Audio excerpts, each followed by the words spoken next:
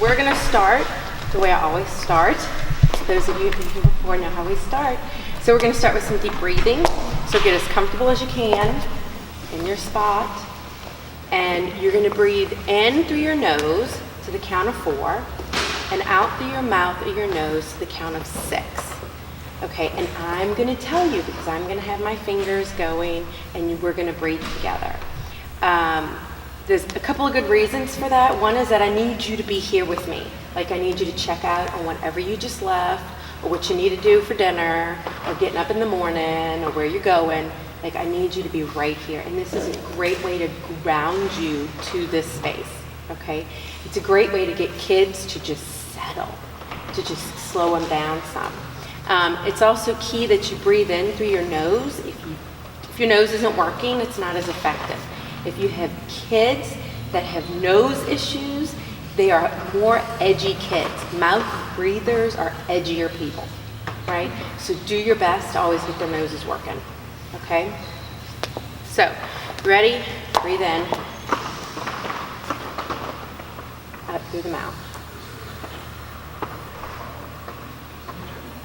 In. Out. In. Out. In. Out. The key is that the exhale is either equal to the inhale or longer than. The longer you can make the exhale, the more relaxing it is. Okay? Okay, so we're going to start with the bad and get better. Okay? Because I don't like it. Right? So we're going to start with pornography. This is what we're starting with. Okay? It's a little intimidating. It was a little hard to do the research for it. Now the good thing is that out of all the stuff I read, it was all pretty high. It was all pretty much saying the same thing, right? So that was good, but then I had to cut it off because it was not nice. So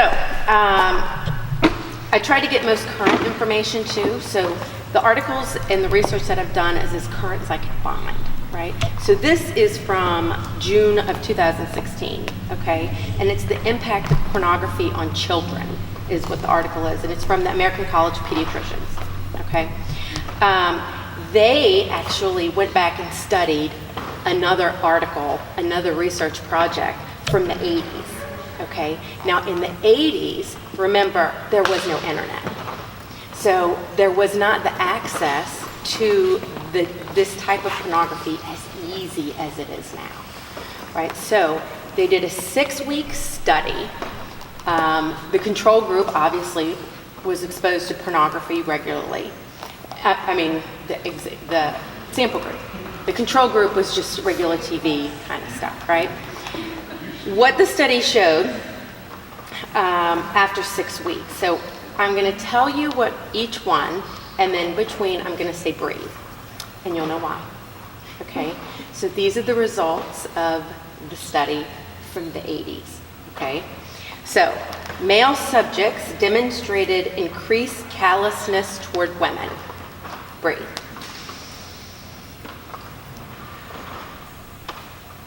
Subjects considered the crime of rape less serious. Breathe. Subjects were more accepting of non-marital sexual activity and non-cordial sexual practices such as oral and anal sex. Breathe.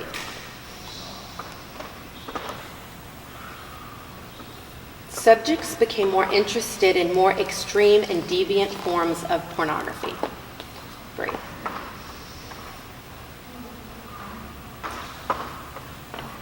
Subjects were more likely to say they were dissatisfied with their sexual partner. Breathe.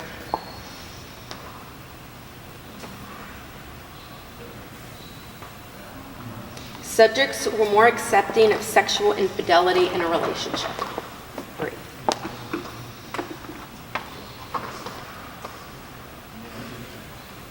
Subjects valued marriage less and were twice as likely to believe marriage may become obsolete. Breathe.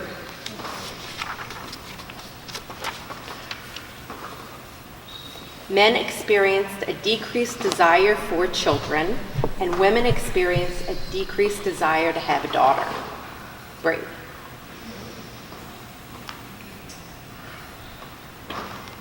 Subjects showed a greater acceptance of female promiscuity. Breathe. So the evidence showed that society has a unique problem with women, right? When they are exposed to pornography, it's an issue for women. The use of pornography can result in violent and sexually aggressive attitudes toward women. So men who consume pornography are more likely to adopt rape myth ideology, which is that women cause rape or actually enjoy rape or sexual assault. So breathe.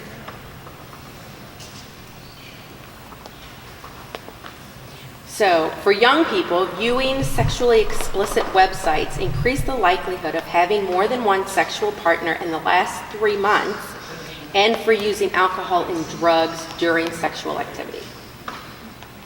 A recent phenomenon of texting is based on the exposure to pornography, right? Someone universally, societally, we are more exposed to pornography, right? So, as pornography becomes more accepted in society, that society becomes more hypersexualized, and this can increase the demand for sex-trafficked women and children. Breathe. Sex trafficking is running competition with drugs as the fastest growing crime in Tennessee. So it's a big deal in Tennessee, right? So in the same article, they also looked at another research article from the Journal of American Medical Association in Psychiatry. And it showed that high pornography consumption is associated with small gray matter volume in the viewers, which is gray matter of the brain, right? And is associated with downregulation of the brain's response to erotic material. So, these neural changes in the brains of pornography users are similar to the changes seen in brains of individuals addicted to cocaine, alcohol, and methamphetamines. And this association is one more way regular pornography use mirrors the use of addictive drugs. Right? I didn't know it was that strong. And then there's more to go to that as we go along. But I didn't realize that it was as strong of an addiction as a drug addiction. Right? I knew it could be an addiction, but I didn't know to this level. Pornography used by adolescents and young adults. Remember that adolescence goes to about 25 years old. Okay, often leads to a distorted view of sexuality and its role in fostering healthy relationships. So they're not as good at relationships. I mean, think about how hypersexualized they are if they're watching pornography on a regular basis, right? These distortions include the overestimation of the prevalence of sexual activity in the community, the belief that sexual promiscuity is normal, and the belief that sexual abstinence is unhealthy. Right? It's kind of a big deal. These perspectives are likely to make it more difficult for young people to form lasting, meaningful relationships with the opposite sex, which will ultimately result in more anxiety, depression, and overall dissatisfaction. Right? Because there is the lack of intimacy. Because now everybody's just an object.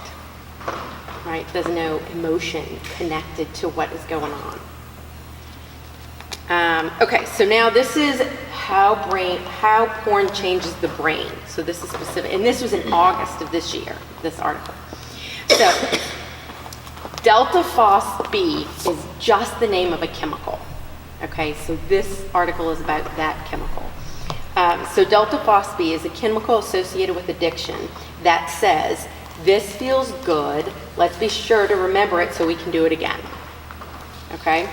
So when viewing porn, Delta Force B is important for learning any kind of new skills, but it can also lead to addictive compulsive behaviors, especially in adolescence.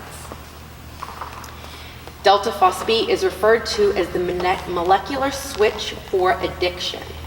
It builds because if it builds up enough in the brain, it switches on genes that create long-term cravings, driving the user back for more. So, yeah, it's like a true addiction. Like you want more Coke, like you want more porn. So, and once it's been released, Delta Force B sticks around in the brain for weeks or months, which is why porn consumers may feel strong cravings for porn long after they've stopped the habit. So here's the good news.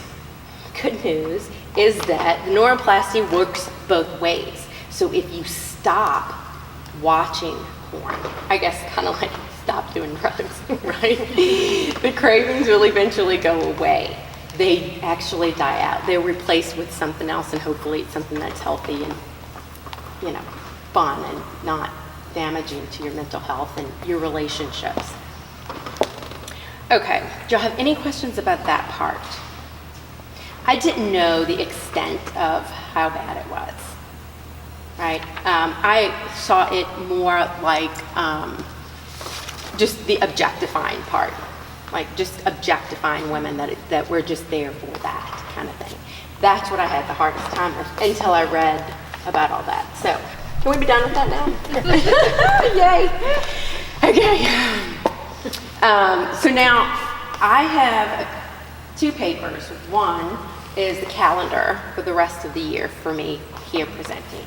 The other is going to have a link on it to a YouTube video about sexting, safety on the internet, all this other stuff that's presented by Homeland Security in Tennessee. It's presented at the middle school, and he has it online. So I'm giving you the link. I went to the live presentation. It's fantastic. Did you guys go to any of those? Did you like that? Yeah, I think you can like something like that. It was very eye-opening. It was. Very informative. It was intense, and it was a lot, and I didn't go in with paper, is what I was thinking. I'm like writing on little receipts in my purse and stuff. But Greg got it. I sent it to Greg, the link, so he would print it out for y'all. So then you watch the video.